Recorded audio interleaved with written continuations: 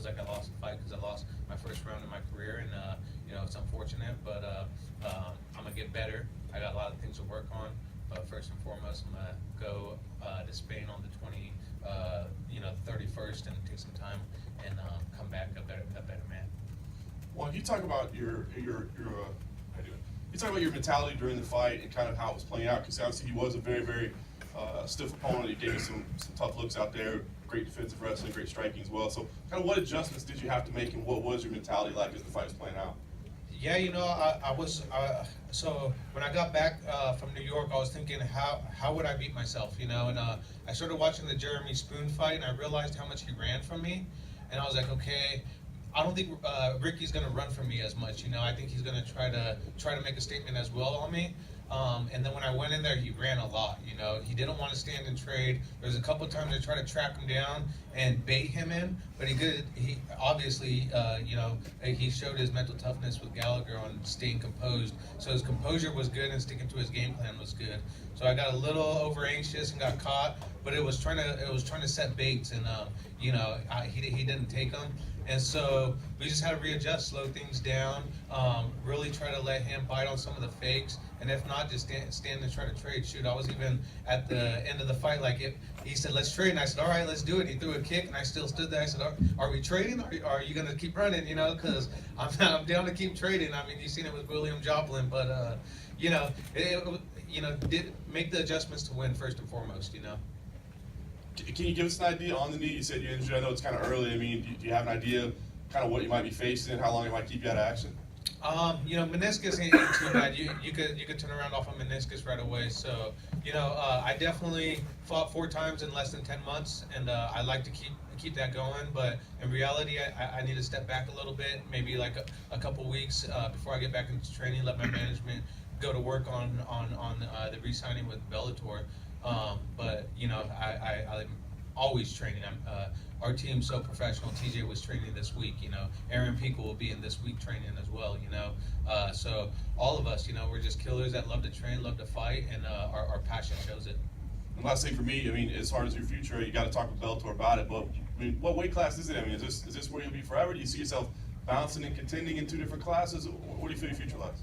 Hell, I'll fight in all 3 weight classes that I can. It doesn't matter to me. The main thing is the experience of martial arts. To show true martial artists. I know a lot of guys been trying to go up and do it, but in reality, I was the first one to do it, man. I've done it on a lower stage. Nothing was handed to me from the beginning, and I knew that.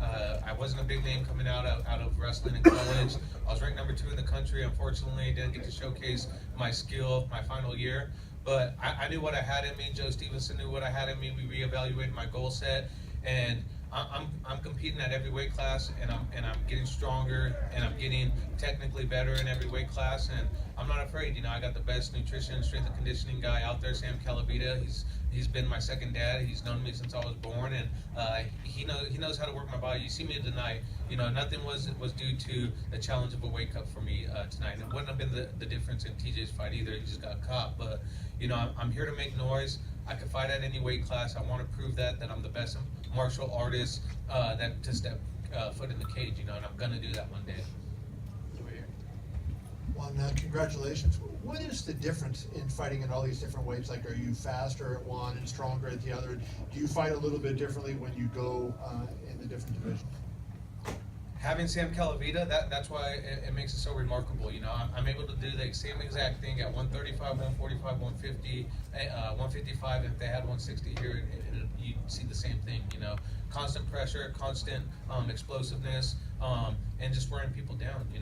He's the best. He knows I could compete with muscle. He knows I can compete very lean, and at my optimal at 145. You've been around a long time and you know how the game goes. I wanted to ask you about your reaction to Fedor as a fighter. I'm sure you were a fan of his, and as you watched him when you were a kid. To see a guy like that go out the way he did, with a one punch and everything, as a fellow fighter, what does that say to you? Man, for MMA, the first punch is always the most deadliest. We've seen it in the TJ fight, we've seen it in the Fedor fight. You're not ready for the impact. That's where I made some adjustments on my warm up this morning and tonight, going out there, being ready for the first punch.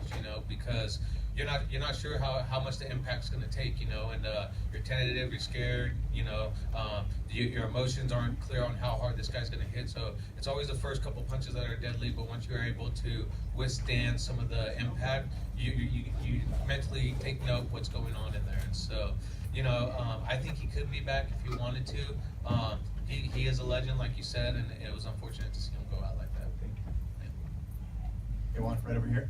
Congratulations on the win. Those of us in the know, we know how great you've been over your career. Just look at your record. But do you feel like tonight was the night where you reached sort of a greater audience, just with the fact that this was a huge card and a huge fight for you?